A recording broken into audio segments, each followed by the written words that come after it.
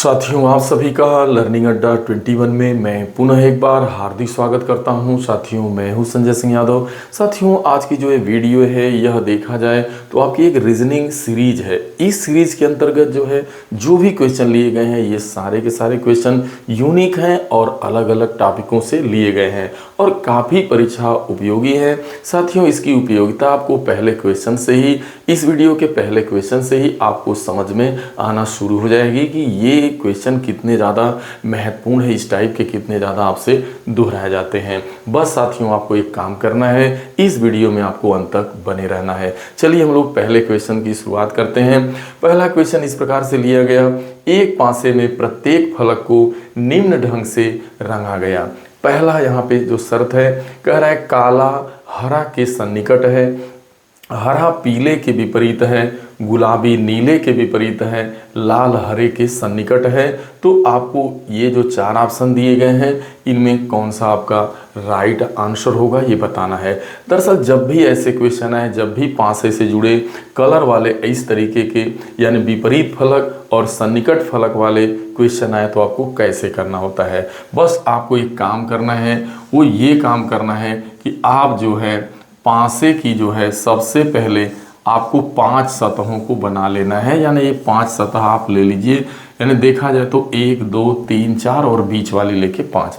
अब इसके बाद क्या करना है कि जो भी शर्तें दी गई हैं उसका पालन करिए। पहली शर्त है कि काला हरा के सन्निकट है, यानी जो काला है वो आपका हरा के सन्निकट है, यानी वो हरा के पास होना चाहिए। देखा जाए अगर आपने काला बीच में ले लिया तो ये जो चारों सतहें दिख रही हैं सभी काला के सन्निकट होंगी। कहीं आप एक स्थान पे ले लीजिए, काला के सन्निकट हरा है यानी काला के पास आपने हरा ले लिया। अब दूसरी शर्त पढ़िए, हरा पीला के विपरीत है। जो हरा है वो क्या है, पीला का विपरीत है। तो हरा यहाँ पे है, यहाँ आपको पीला ले लेना है। चूंकि ये वाली सतह और जो ये सतह है इस सतह के विपरीत है, ठीक है, क्योंकि एक गैप करके है, यानी हरा का विपरीत क्या हो गया, पीला। दूसरी शर्त का भी पालन हो गया। अब तीसरी शर्त है गुलाबी नीले के विपरीत है, यानी गुलाबी नीला के विपरीत है। तो यहाँ जो दो सतहें हैं यह एक दूसरे की विपरीत हैं। तो यहाँ पे यदि आपने मान लीजिए गुलाबी ले लिया तो गुलाबी के विपरीत क्या है आपका, नीला है। मान लीजिए ये सतह नीली है।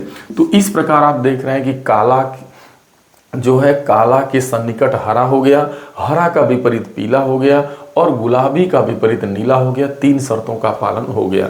अब चौथी शर्त के पास जाइएगा। चौथा कंडीशन ये है कि लाल हरे के सन्निकट है। अब लाल जो है ना वो हरा के पास होना चाहिए, तो हरा यहाँ पे है। अब इसके सन्निकट जो छठी वाली सतह, देखिए 5 सतह तो आपने ले लिया, 1 2 3 4 5, अब एक सतह बची थी।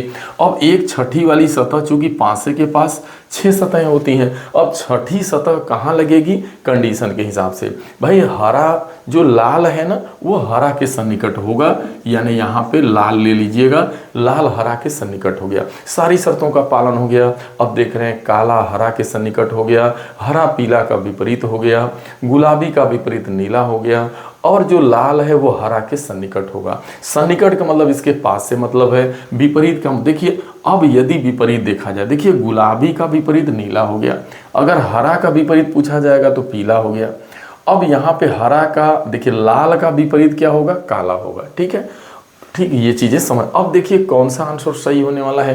कह रहा है काला नीला और हरा के बीच में है, काला नीला और हरा के बीच में। कह रहा है नहीं, ये बीच में नहीं बल्कि ये सन्निकट, देखिए आसपास है, बीच में नहीं है। बीच में ये है, जैसे गुलाबी और नीला के बीच काला, ये नहीं दिया है। अब दूसरे की तरफ चलते, काला लाल के सन्निकट है। कौन भाई, काला लाल के सन्निकट है। देखिए सन्निकट नहीं है बल्कि लाल का विपरीत है, लाल का विपरीत काला है, जो कि गलत हो गया। अब तीसरे के पास चलते हैं, हरा काले और लाल के बीच में है। कौन भाई, हरा, और ये जो है क्या है, बीच में है, किसके, काला और लाल के। देखिए काला और लाल के बीच में हरा है, यही आपका राइट आंसर होगा, यानी ये तीसरा वाला आपका राइट आंसर माना जाएगा। जब भी इस टाइप के बहुत ज़्यादा क्वेश्चन पूछे जाते हैं बस आपको यही करना है। आप सबसे पहले यही बस आप जो है 5 सतहों को पहले आप बना लीजिए, फिर शर्तों के हिसाब से इसमें बैठाते जाइए, फिर लास्ट में उसके बाद जो है आप छठी सतह को जहाँ पे जिस तरीके से ज़रूरत होगी आप कर लीजिएगा। ये तरीका, इसी तरीके से इसको बहुत ही आप फास्ट लगा सकते हैं। अब हम नेक्स्ट क्वेश्चन की तरफ हम लोग बढ़ते हैं। मैं उम्मीद करता हूँ कि ये क्वेश्चन आप अच्छे से समझ गए होंगे। नेक्स्ट क्वेश्चन एक है, वो जो है आपका रिलेशन से है, यानी रिश्ता से। बहुत ही यूनिक सवाल है। कह रहा है, एक महिला की ओर इशारा करते हुए एक लड़की ने कहा, वह मेरी माँ के पिता की पत्नी की सास है। महिला का लड़की से क्या संबंध है? बहुत ही यूनिक क्वेश्चन है। देखिए, जब भी ऐसा सवाल है कि जहाँ पर कोई व्यक्ति किसी व्यक्ति के बारे में बोले, जैसे इस प्रश्न में है कि एक लड़की जो है एक महिला के बारे में बोल रही है, तो बोल कौन रहा है? लड़की बोल रही है। तो आपको लड़की को बाएं लिख लेना है, अपने तरफ लिख लेना है बाएं, और जिसके बारे में बोला जा रहा है वो महिला को लिख लेना है दाएं। जिसके बारे में बोला जाएगा वो महिला है, जो बोल रहा है, जो एलाउंसर है, वो लड़की है। ठीक है। अब लड़की क्या बोल रही है? वो यही बोल रही है जो इन्वर्टेड कामा में बातें दी गई हैं, और इसे ही बहुत ध्यान से स्टेप बाय स्टेप करना होता है। देखिए, वह मेरी माँ। अब ये कौन बोल रहा है भाई? ये लड़की बोल रही है कि वह मेरी माँ, यानी वह, यानी यह जो महिला है ना, फिर कह रहा है वह मेरी माँ, यानी वो अपने माँ के पास गई, यानी ये लड़की है। अब ये लड़की की आपकी क्या हो जाएगी? देखिए, माँ हो जाएगी, वह मेरी माँ। फिर आगे क्या है? माँ के पिता। अब आपका आगे जो है वो कह रहा है माँ का पिता, यानी ये मान लीजिए पिता हो गए। ये इस लड़की की माँ है, और इसकी माँ का, जो इसकी मम्मी है, उसके ये पिता है। तो इसका मतलब ये इस लड़की के क्या लगेंगे भाई? इस लड़की, जैसे ये इसको मम्मी बोल रही है और ये इसके पिताजी हैं, इसका मतलब माँ का जो पिता होगा इस लड़की के क्या हो जाएंगे? नाना। आगे क्या है? माँ के पिता की पत्नी। अब देखिए, ये पिता है और इनकी पत्नी की बात हो रही है। ये मान लीजिए पत्नी, यानी वो लड़की कह रही है कि मेरी माँ के पिता की पत्नी। तो अब मान लीजिए ये इसके पिता हो गए, सॉरी, ये इस माँ के पिता हो गए, और ये इनकी पत्नी है। तो ये इस महिला की देखा जाए तो क्या हो गई? माँ हो गई। लेकिन ये इस लड़की की क्या हो जाएगी? देखा जाए तो आपकी नानी हो जाएगी। ये आपकी इसकी क्या हो गई? नानी हो गई। लेकिन आगे क्या कह रहा है? रिश्ता यहाँ से जुटेगा। कह रहा है वो मेरी माँ के पिता की पत्नी की सास है। यानी कौन पत्नी की सास है? ये महिला। ये जो महिला है ये क्या है भाई? पत्नी की सास है। तो देखिए यहाँ पे, अब देखिए, फिर देखिए, ये इनकी सास है, यानी पत्नी की ये सास है महिला। तो आखिरकार से ये इस लड़की की क्या होगी? देखिए, ये लड़की की नानी है। अब ये नानी की सास है, तो सोचने की बात है, ये नानी की सास है, तो अब इसकी क्या लगेंगी? ये देखा जाए तो इसकी जो है ग्रेट, आपकी जो है ग्रैंड मदर होंगी, क्योंकि ये माँ, अब देखिए देखा जाए लड़की स्वयं की पीढ़ी में है, उससे एक पीढ़ी ऊपर उसकी माँ है, उससे भी एक पीढ़ी ऊपर उसके जो है माता पिता हैं, और उससे भी एक पीढ़ी ऊपर देखा जाए तो ये उसकी सास होगी। तो इस तरीके से आप देख रहे हैं कि ये देखा जाए तो एक तरह से तीसरी पीढ़ी हो जा रही है। तो देखिए, जो स्वयं की आप पीढ़ी में होते हैं, उसके बाद F1 पीढ़ी, F2 पीढ़ी, तो यहाँ तक जाते जाते ग्रैंड फादर, ग्रैंड मदर।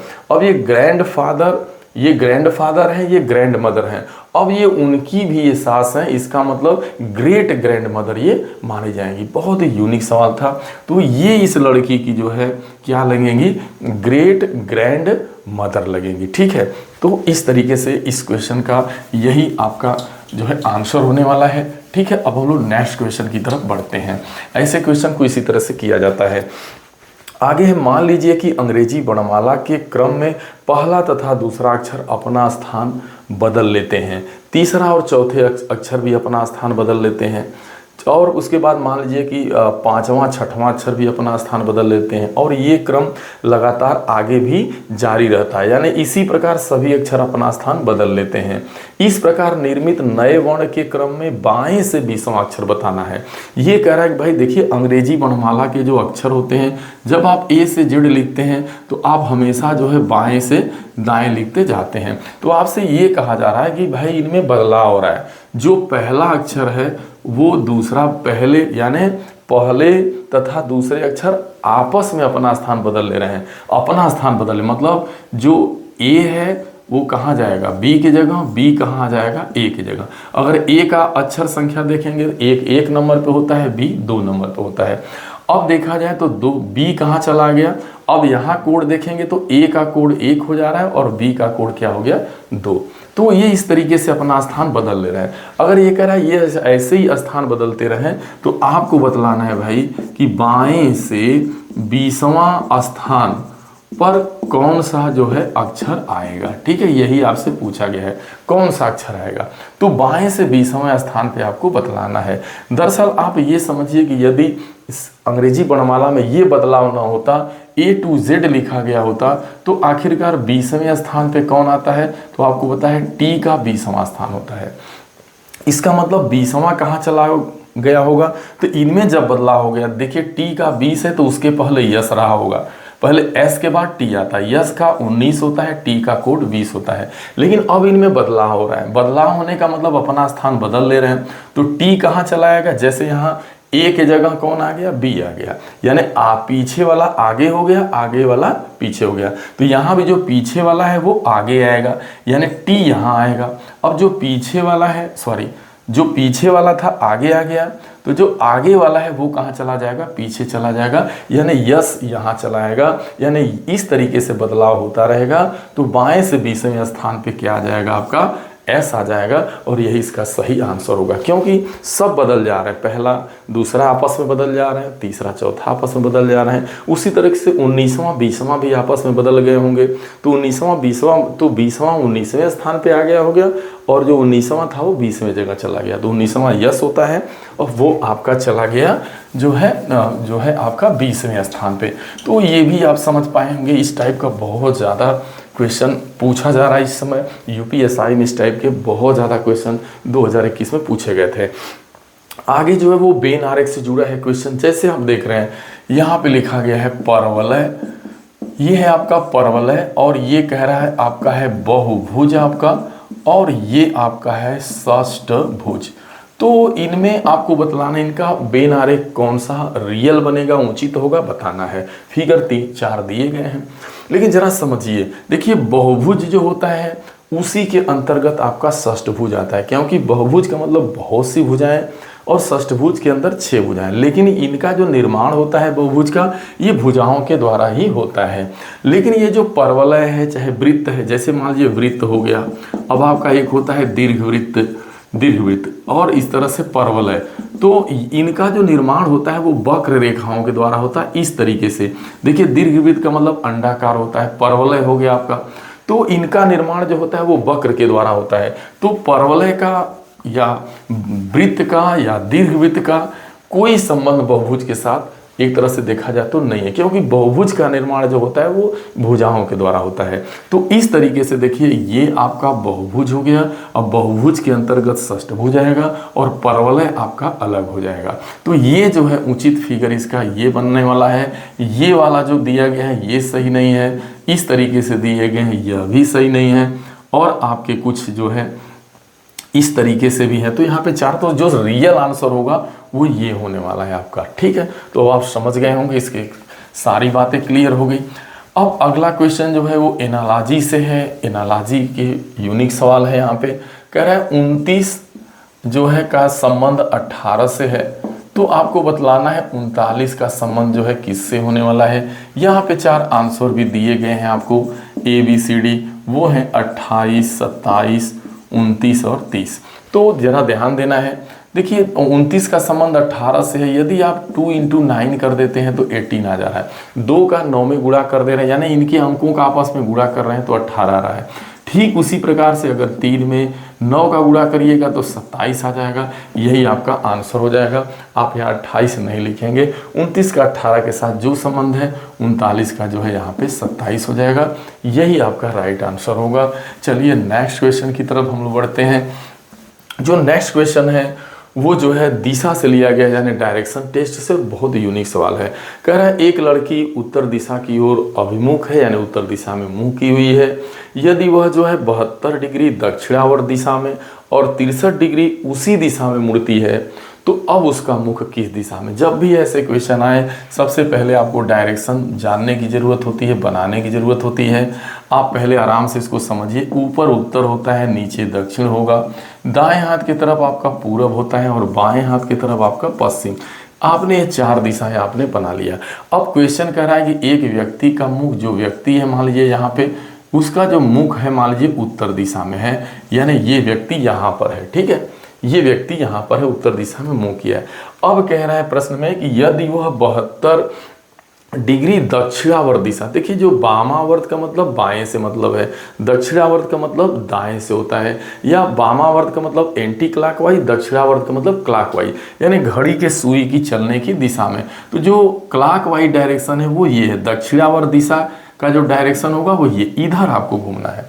तो वो क्या कर रहा है भाई, 72 डिग्री घूम रहा है, फिर उसी दिशा में, यानी उसी ही डायरेक्शन में, यानी दक्षिणावर्त डायरेक्शन में ही वह व्यक्ति 63 डिग्री घूम जा रहा है। तो आप जब दोनों बार वो एक ही दिशा में घूम रहा है तो इन दोनों डिग्रियों को जोड़ देना है आपको आसान करने के लिए। तो 72 डिग्री में आप क्या करेंगे, 63 डिग्री जोड़ दीजिएगा। जैसे जोड़िएगा तो ये आपका आ जाएगा 5 हो जाएगा, और ये 135 डिग्री आ गया। अब 135 डिग्री को आप चाहें तो दो भाग में ऐसे समझ सकते हैं, 90 डिग्री प्लस 45 डिग्री। अगर 90 में 45 डिग्री जोड़िएगा तो 135 आता है। तो अब आप समझ गए हैं। तो यहाँ से मान लीजिए ये अगर आप आएंगे वामावर्त दिशा में तो ये 90 डिग्री आ गए। अब 45 डिग्री और मुड़ जाइए, ये यहाँ से यहाँ पूरा देखा जाए अगर, तो ये 135 डिग्री पूरा उस व्यक्ति को घूमना था देखा जाए तो। और किस दिशा में घूमना था आपको, वामावर्त दिशा में, सॉरी दक्षिणावर्त दिशा में घूमना था, यानी घड़ी की सुई के दिशा में। तो लेकिन 72 डिग्री और 63 दोनों को जोड़ देना है। अब ये कौन दिशा मानी जाती है, ये जो दिशा आ गई कौन दिशा है भाई, ये पूरब है, ये दक्षिण है। इसका मतलब दक्षिण, उस व्यक्ति का मुंह अब दक्षिण पूर्व दिशा में हो गया है। यही आंसर सही होने वाला है। तो इस टाइप का जब क्वेश्चन आए तो जहाँ पे अलग अलग डिग्री दिया गया हो, 90 डिग्री ना हो, 45 डिग्री ना हो, तो आप ऐसे में पहले दोनों को जोड़ लीजिए, क्योंकि दोनों की दिशाएं एक हैं, दोनों दक्षिणावर्त हैं, फिर ऐसे ही क्वेश्चन को लगा लेना है। चलिए क्वेश्चन समझ में आ गया होगा अच्छे से। इस टाइप का जब भी आएगा तो आप तुरंत ऐसे फास्ट तरीके से आप लगा लें। आगे देखिए जो है एक क्वेश्चन सीटिंग अरेंजमेंट से है। वो ये है कि बी दाएं छोर से 8वें स्थान पे, बी दाएं छोर से 8वें स्थान पर है। यदि बी को 5 स्थान बाएं स्थानांतरित कर दिया जाता है तो बाएं छोर पर वह होगा, यानी वह व्यक्ति एकदम लास्ट में बाएं छोर पे चला जाता है। तो अब पंक्ति में कुल कितने व्यक्ति हैं, देखिए बहुत आसानी समझिए। देखिए एक व्यक्ति दाएं से 8वें छोर पे, मान लीजिए आपको पता है कि ये जो राइट साइड होता है ये दायां छोर होता है, तो इधर आपका दायां है, दाएं हाथ की तरफ दायां। अब दाएं छोर से कहा जा रहा है कि भाई जो बी है ना वो कहाँ पर है, ये मान लीजिए बी है, और दाएं छोर से वह 8वें स्थान पर, यह उसका स्थान 8वां है। बी दाएं से 8वें नंबर पे। अब कहता है कि उसको जो है 5 स्थान बाएं जो है स्थानांतरित किया जाता है। देखिए अब दाएं स्थानांतरित करने की बात नहीं, इधर नहीं जाना बल्कि आपको इधर। तो बी यहाँ पर था, अब उसको क्या किया गया, 5 स्थान और बाएं ले लिया गया। तो 5 स्थान बाएं जाना है तो यहाँ से आप 5 गोला बनाएंगे, 1 2 3 4 5। देखिए किसी भी व्यक्ति को जितने भी स्थान बाएं या दाएं जाना होता है तो वहां से उतने ही गोले आपको बना के जाना है, 1 2 3 4 5। अब बी जो यहाँ पर था, अब बी कहाँ चला आया, यहाँ चला आया। लेकिन जब बी यहाँ चला आया तो वो अंतिम छोर पे हो गया, या सॉरी वो बाएं साइड हो गया, यानी एकदम वो बाएं हो गया। तो एकदम बाएं यानी यहाँ चला है। तो कह रहा है पंक्ति में कुल कितने व्यक्ति हैं बताना है। देखिए यहाँ तक 8 थे ही आपके, अब प्लस 1 2 3 4 5, 8 में 5 जोड़ देना है, कितना 13। देखा जाए तो कुल पंक्ति में कुल मिला करके जो है व्यक्तियों की संख्या क्या होगी, 13 होगी, क्योंकि बी यहाँ था अब ये यहाँ चला गया। अब बी 8 नंबर पे था, आप उसको बाएं 5 स्थान ले गए। लेकिन कुल व्यक्ति इस लाइन में कितने हैं बताना है, बस 8 में 5 आप जोड़ दीजिए 13। तो आप समझ गए होंगे, इस टाइप का क्वेश्चन जब भी आए तो आपको इसी तरीके से कर लेना है, ठीक है। अब एक लास्ट क्वेश्चन है जो श्रेणी का जुड़ा हुआ है, बहुत यूनिक सवाल है सीरीज का। 5 है लिया गया है, 6 लिया गया है, 11 लिया गया है, 34 है, 11 के बाद आपका 34 है, 34 के बाद 135 है। इसके आगे क्या आएगा, श्रेणी को कंप्लीट करना है। अब देखिए यहाँ कैसे जो है 5 से 6 आएगा। यदि आप 5 में 1 का गुणा करके 1 जोड़िएगा तो 5 एकाई 5 1 6 हो गया। अब 6 से 11 करना है, अगर आप 6 में 2 से गुणा करके यदि आप यहाँ से 1 घटा देते हैं, देखिए यहाँ 1 जोड़े हैं, यहाँ 1 घटा दिए, तो 6 दूना 12 में से 1 कम होगा, ये 11 आ गया। अब अगला 34 कैसे आएगा, अगर आप 11 जो है ये है, अब इसका 3 गुना कर दीजिए तो 33 हो जाएगा, यानी 3 से गुणा करिए और यहाँ पर 1 जोड़िए। देखिए एक बार जोड़ रहे हैं, एक बार 1 घटा रहे हैं, फिर यहाँ जोड़ दीजिए, एक बार 1 प्लस कर रहे हैं फिर माइनस, तो यहाँ 11 3 33 1 34। इसका मतलब आगे वाला जो होगा वो क्या होगा, अब 34 का आपको क्या करना होगा, 3 गुना हो गया तो यहाँ आप 4 गुना करेंगे और 4 गुना करके 1 घटाएंगे। जैसे ही 4 देखिए आएगा, 136 में से 1 कम करेंगे 135 आ जाएगा। तो इसका मतलब यहाँ पे क्या आने वाला है, तो जो आपका 135 है उसका आप 5 गुना करके अब 1 आप जोड़ेंगे। तो जैसे ही करेंगे आप, तो ये जो है आपका जो आंसर आएगा वो ये आपका, ये देखा जाए तो 675 आ रहा है, 1 जोड़िएगा तो 676 आपका आ जाएगा। यही आपका जो है 676, यानी यहाँ पे 676 इसका आंसर होगा। तो समझ पाए होंगे आप, 1 से गुणा करके 5 का गुणा 1 में करके 1 जोड़ रहे हैं, फिर इसका 2 गुना करके 1 घटा रहे हैं, 3 गुना करके 1 जोड़ रहे हैं, 4 गुना करके जो है 1 घटा रहे हैं, इसका मतलब 5 गुना करके 1 क्या करेंगे, जोड़ेंगे। तो साथियों आपने देखा इस तरीके से यहाँ पे जो भी क्वेश्चन थे सभी अलग अलग टॉपिकों से थे और सभी यूनिक क्वेश्चन थे। मैं आशा ही नहीं उम्मीद करता हूँ कि आपको जो है ये रीजनिंग सीरीज की जो ये वीडियो है ज़रूर पसंद आई होगी। साथियों इस तरीके की मैं कंटिन्यू वीडियो आपके बीच अलग अलग टॉपिकों से अलग अलग टाइप के क्वेश्चन बिल्कुल एक दूसरे से टैली नहीं करेंगे, कंटिन्यू सीरीज के ऊपर हम लोग प्रैक्टिस करेंगे। साथियों यदि आप नए हैं, अभी तक आपने लर्निंग अड्डा 21 चैनल को सब्सक्राइब नहीं किया है तो प्यारे साथियों सब्सक्राइब कर लीजिएगा, एक प्यारा सा कमेंट दीजिएगा, वीडियो अच्छा लगे तो लाइक भी करिएगा। मिलते हैं अगली वीडियो में, तब तक के लिए आप सभी को ढेर सारी शुभकामनाएं। Thank you so much.